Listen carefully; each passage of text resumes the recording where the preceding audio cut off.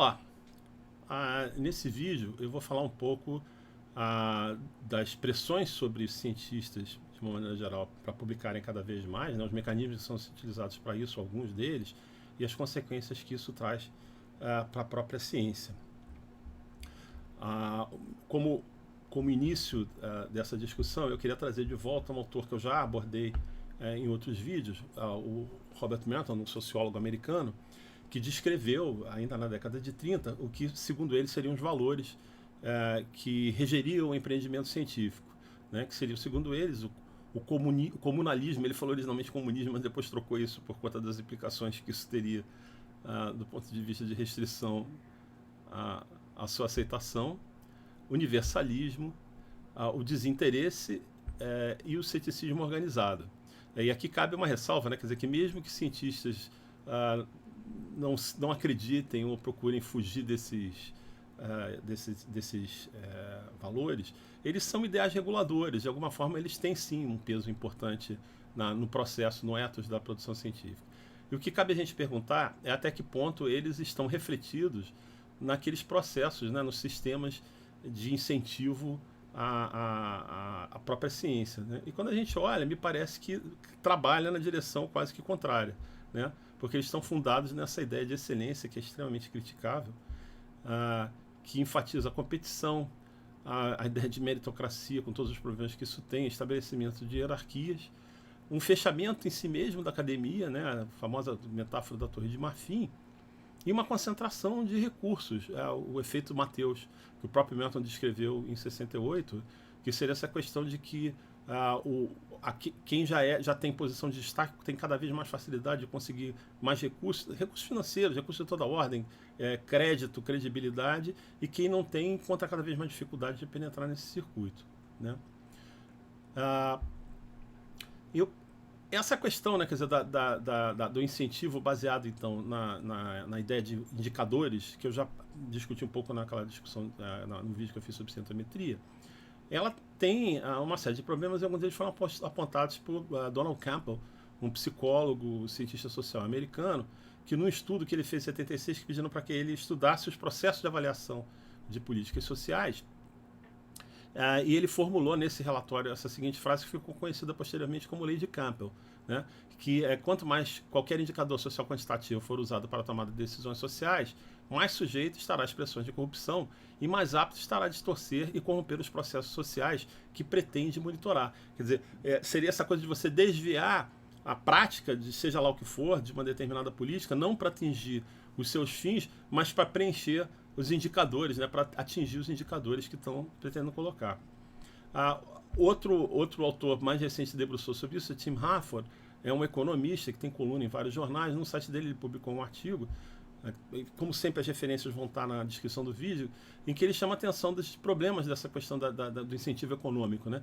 Ele diz isso: o princípio básico de qualquer sistema de incentivo é o seguinte: você pode medir tudo que é relevante? Se você não pode, então os incentivos financeiros de alta potência vão simplesmente produzir uma visão míope, estreiteza mental ou fraude clara, né? E claramente, no caso do empreendimento científico, não se pode dizer que é possível medir tudo que é relevante, né? Apesar de todas as tentativas e os indicadores que se multiplicam, a insuficiência deles é cada vez mais clara. Eu não vou voltar a isso, eu já abordei isso num outro vídeo.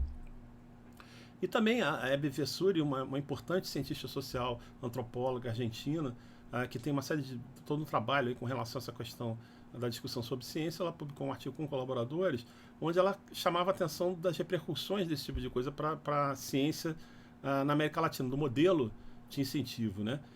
Que enfatiza a competição. E ela, no artigo, dizem isso, né? Nossa tese é que o presente regime de competição, tal como afeta a pesquisa na América Latina, não faz muito para aperfeiçoar a qualidade geral da pesquisa na região e pode até mesmo reduzi-la, mesmo que o número de cientistas medalha de ouro aumente em alguma medida, né? Como é que a gente explica isso, né? Quer dizer, por que essas formas de incentivo criam tantos problemas, né? Primeiro a gente tem que entender, né, que isso cria uma pressão em cima dos pesquisadores que se vê cada vez mais numa corrida louca para publicar, né? O que acaba prejudicando a própria elaboração necessária para a produção científica que vai resultar em artigos, né? Quer dizer, pensando nos termos de Campbell, o objetivo passa a não mais produzir boa ciência, mas produzir uma quantidade grande de artigos, né? E isso é abordado por um caricaturista, a referência também está na descrição do vídeo, nesse cartoon, né? Quer dizer, mostra a evolução da academia, que começa com a ideia da publicação, depois de publicar ou perecer, né? Então você tem que publicar muito, e depois publique em revistas de alto impacto ou pereça, e aqui entra toda a questão dos indicadores biométricos, que eu também não vou voltar, e finalmente publique frequentemente em revistas de alto impacto, e talvez você não pereça, né? E esse extremo acaba resultando numa situação como está retratada nesse cartoon também de forma humorística. Eu não consegui localizar a fonte original, isso foi reproduzido por várias pessoas, todo quanto é canto na internet, mas esse cartoon do sujeito, o matador de aluguel, e o sujeito falando para o professor sentado, né? Quer dizer, com certeza o senhor estava ciente quando aceitou a posição que se tratava de um cargo publique ou pereça, né? Então provavelmente não publicou tanto quanto devia e está enfrentando. Quer dizer, é óbvio que isso é uma brincadeira, um exagero, mas essa é uma situação metafórica que, num certo sentido, vários profissionais estão colocados, né? Quer dizer, não necessariamente de serem assassinados, óbvio, mas de enfrentarem consequências danosas para sua carreira, para sua remuneração, caso não atendam a essa corrida louca, né? E isso acaba produzindo consequências indesejadas do ponto de vista da produção, né? Uma é o chamado fatiamento, salame, né? Produção salame, que é essa coisa de você pegar um artigo que teria início, meio e fim e dividir em vários pequenos artigos para multiplicar a quantidade de artigos a partir de uma única pesquisa, né? Então, pega um estudo que foi feito em população, divide a população por faixa etária e faz um artigo para cada faixa etária, coisa desse tipo, né? Às vezes as próprias revistas acabam incentivando isso indiretamente, na medida que restringem muito o espaço, o tamanho, né, em caracteres ou em palavras que cada artigo pode ter. Outro problema sério é a multiplicação de autores. De novo, eu já falei disso anteriormente, não quer dizer que ter muitos autores necessariamente seja um problema, mas as situações são muito estranhas. Eu vi várias, ainda enquanto editor, de textos simples, pesquisas relativamente tranquilas de serem feitas e conduzidas, com um número desproporcional de autores colocados, né? Que leva a gente a suspeitar de alguma coisa que é chamada, eufemisticamente, de autoria honorária, né? Que seria essa coisa de você colocar como autor alguém que de fato não contribuiu para o trabalho. E que frequentemente isso se envolve em algum tipo de quid pro quo, né? Quer dizer, eu coloco você como coautor, você não precisa de escrever, mas aí você no seu artigo você também coloca como coautor, e se você tem um círculo razoável de amigos, você multiplica os artigos em que você participa sem maior esforço, né? E é por conta disso que as revistas passaram a exigir a famosa declaração de autoria, onde você tem que dizer exatamente o que você contribuiu, o que cada autor contribuiu para o resultado final, mas que também, como todo processo de controle, não resolve o problema, enfim, há várias formas de burlar isso. E há formas, inclusive, mais graves, aí, do ponto de vista ético, bem mais sérias, né? Como o plagiarismo, né? Quer dizer, pessoas que se apropriam do texto de outros e apresentam como se fosse seu, e coisas mais graves ainda, como a fabricação ou falsificação, né? Ou distorção de resultados de pesquisa para se atingir os resultados desejados.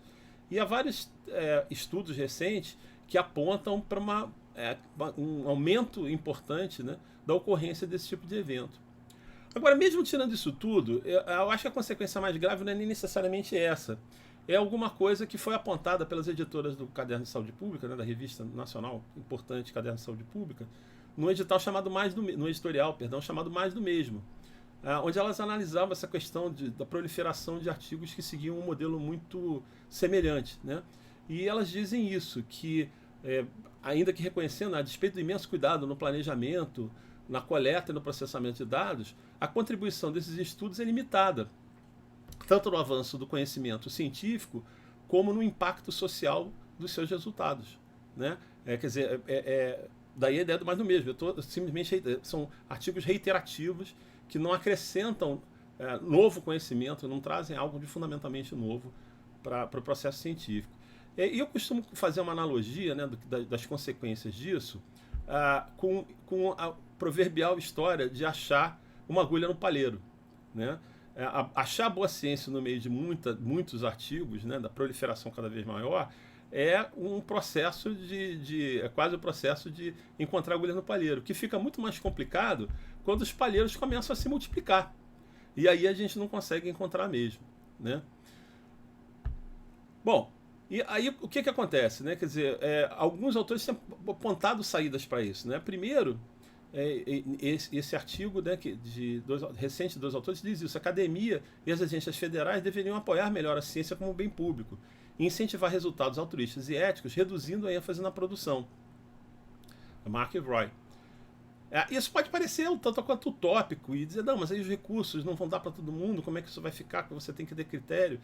E um outro estudo, né, feito no chamado Primeiro Mundo, né, quer dizer, aqui no Brasil, infelizmente, a situação é um pouco mais complicada, mas eles mostram isso, que com efeito, nossos resultados sugerem que existe espaço para a distribuição de fundos bem mais igualitária do que ocorre nos esquemas de financiamento altamente competitivos tão prevalentes atualmente. De Vazen e Katsav.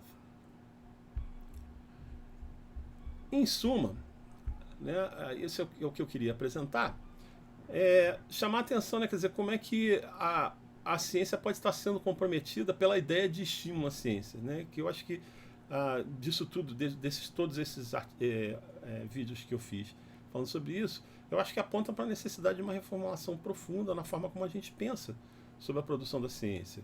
E deixando claro, publicar é uma questão fundamental, né, quer dizer, não existe ciência sem publicação.